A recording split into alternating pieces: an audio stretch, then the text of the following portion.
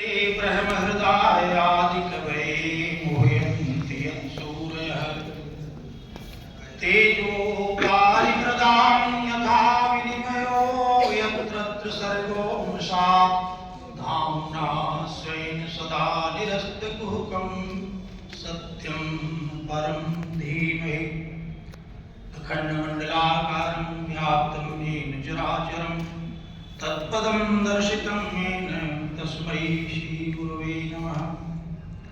श्रुतिः प्रमाणं स्मृतयः प्रमाणं पुराणमप्यस्ति परप्रमाणं यत्रास्ति गंगा यमुना प्रमाणं स तीर्थराजो जयति प्रयागः। ऋषि व्याख्यानमाला इलाहाबाद विश्वविद्यालय संस्कृत विभाग के द्वारा आयोजित इस कार्यक्रम में आज मुख्य अतिथि के रूप में इस मंच पर विराजमान हमारे अग्रज विश्व के जाने माने वरिष्ठ पत्रकार, चिंतक, कवि, समीक्षक और सबसे बड़ी बात है कि गीता शास्त्र के महामनीषी इलाहाबाद विश्वविद्यालय में पधारे। यह एक अभूतपूर्व घटना।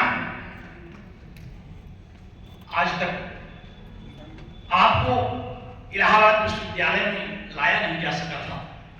मैं आप लोगों को बताऊं, 2 वर्ष से मैं आपके संरक्षण में राजस्थान में हूं। आप जिससे मिलना चाहते हैं उसी से मिलते हैं। प्रदेश के राज्यपाल हों चाहे उपराष्ट्रपति हों, स्वयं जाकर के आपसे मिलते हैं। और गीता का ऐसा अद्भुत चित्र, हमने भी यहां विद्यार्थियों के बीच में गीता पढ़ाई 40 वर्ष, लेकिन उसके एक पक्ष पर हमने ध्यान दिया। हमारे प्रिय शिष्य आशीष ने कहा कि हम विज्ञान क्यों पढ़ें। भगवान श्री कृष्ण ने गीता में अर्जुन से कहा 7वें अध्याय में कि ज्ञानम ते हम सभी ज्ञानमिदं वक्ष्यामि शेषतः यज्ञात्वा नेह भूयुर्न ज्ञातव्यम अवशिष्यते। जिसको जानने के बाद कुछ ज्ञातव्य नहीं बचता। अगर आप सब कुछ जानना चाहते हैं तो पढ़िए, अगर आप नहीं जानना चाहते हैं तो न पढ़िए। क्यों कहा कि यह ज्ञात्वा मोक्ष से शुभात्, उसको जानने से अशुभ से मुक्ति मिल जाएगी, दुख से मुक्ति मिल जाएगी, इसलिए दोनों पढ़ना है। ऐसे महामनीषी आज इलाहाबाद विश्वविद्यालय में हम लोगों के यात्रा पर पधारे। मैं आपका परम कृतज्ञ हूं कि आपने इतनी देर सुनाया। इतनी देर तक एक कक्षा में बैठने वाले विद्यार्थी नहीं है, अगर इनको कुछ मिलता ना,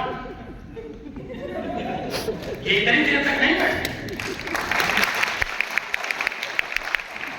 तो एक दिन मैं एक महाविद्यालय के किसी कार्यक्रम में गया, वहां 2 शिक्षकों को लगाया गया था कि कोई जाने न पावे। पीछे खड़े थे 4-5 लोग, अगर कोई बाथरूम नहीं जा रहा था, कहां जाने। 2 वक्ता बोले और लड़के थक गए सुनते सुनते। फिर हमारा करवाया। हमने उन दोनों शिक्षकों से पहले हाथ जोड़ा कि अब आप लोग बैठ जाओ, अभी नहीं जाएंगे, क्योंकि इनको अगर कुछ मिलेगा तो ये नहीं जाएंगे। अगर इनको नहीं मिलेगा तो आप चाहे बृहस्पति के पूज्य पिताजी हों,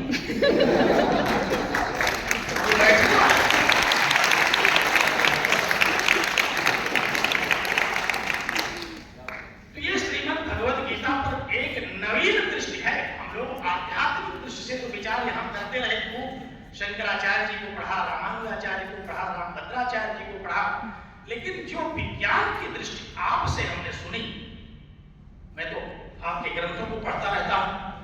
आपके प्रति सप्ताह 2-3 लेख राजस्थान पत्रिका में संपादकीय में प्रकाशित होते हैं, मैं पढ़ता हूं और सायंकाल उस पर चर्चा होती है। जिस दिन मुझे कहीं व्यस्तता होती है तो आपका मैसेज आ जाता है कि आज पढ़ा नहीं क्या आपने। तो ये जो दृष्टि है कि कैसे संसार उत्पन्न हो रहा है, इस पर गीता में लिखा है। एक दिन मैं कहीं पढ़ रहा था कि स्वस्थ शरीर में स्वस्थ मन रहता है, कि स्वस्थ मन में स्वस्थ शरीर रहता है। ये बड़ा विवादास्पद विषय है। अंग्रेजी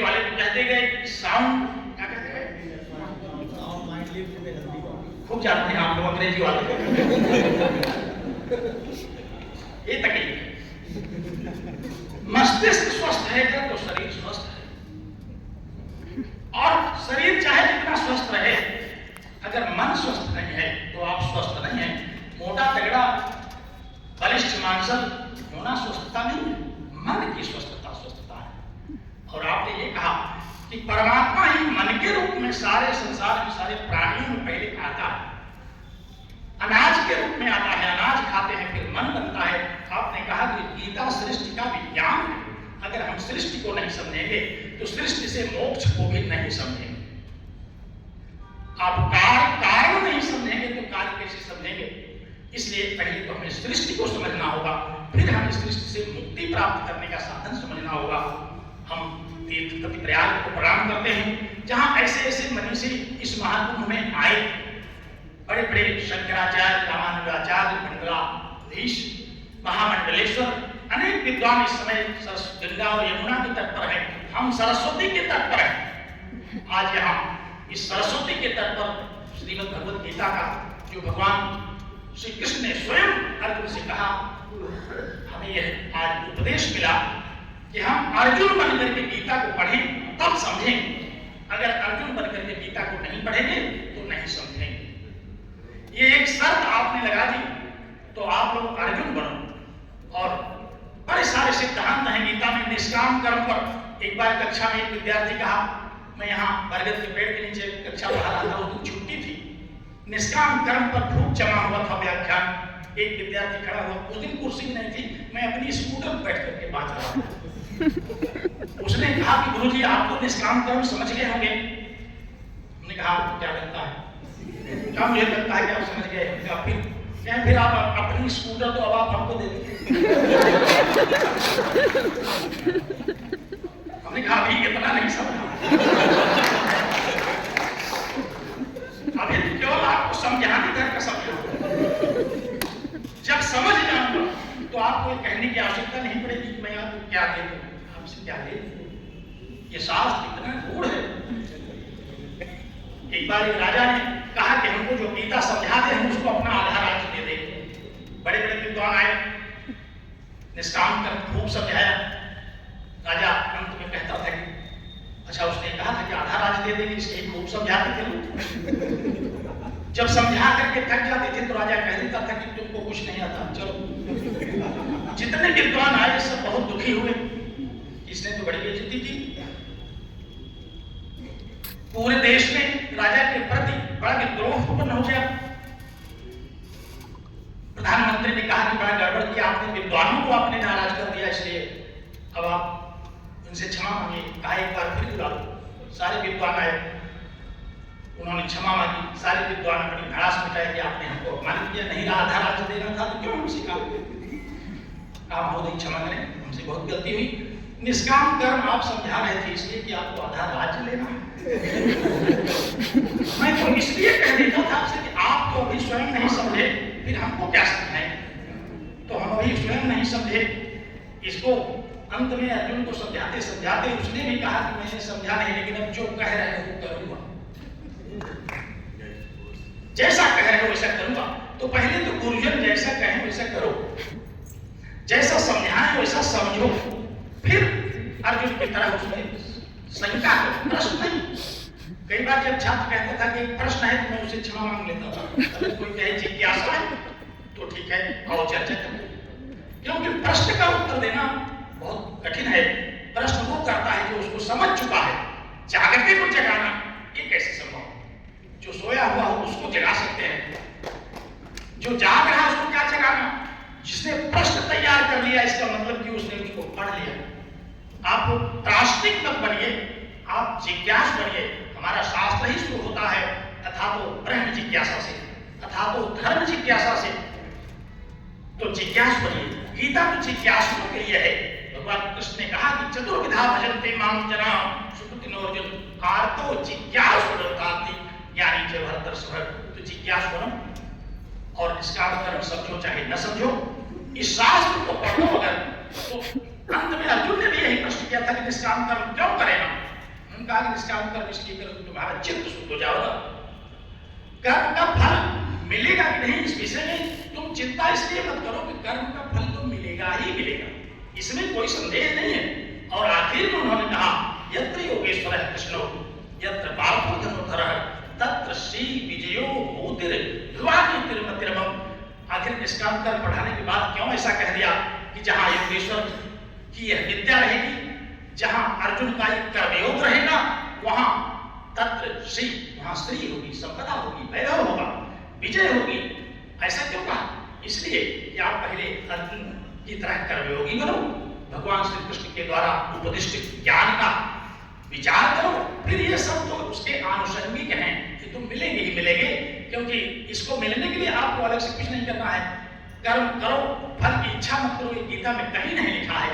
इच्छा तो हो ही जाती है, इच्छा पर किसी का बस नहीं है।